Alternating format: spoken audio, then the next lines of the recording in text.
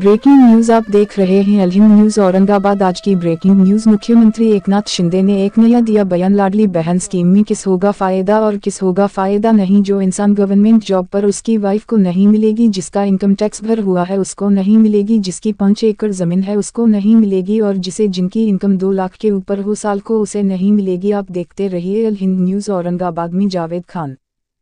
भगिनींकडून बहिणींकडून कोणीही सरकारी कर्मचारी असेल कोणी असेल त्यांनी पैसे घेण्याचा प्रयत्न केला त्याला सस्पेंड करून जेलमध्ये टाकून देऊ।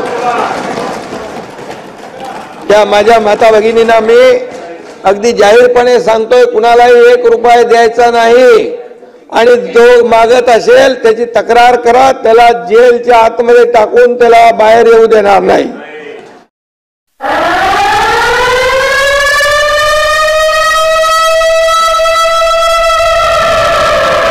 अलहिंद न्यूज औरंगाबाद। मुख्यमंत्री माझी लाडकी बहीण योजनेचा GR आपण काढला, त्याच्यात आम्ही विजयराव एक आणखी दुरुस्ती केली। 60 ऐवजी आम्ही 65 केलं, 65 वर्ष। आणि जमिनीची अट जी आहे ती पण काढून टाकली।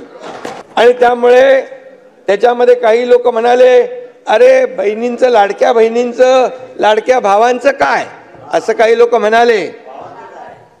ज्यांना सख्खे भाऊ नाही समजले त्यांचं कसं काय व्हायचं। देखिए, विपक्ष तो ऐसा बोलते हैं कि ये तो चुनावी जुमला है, अभी हम तो देने वाले हैं।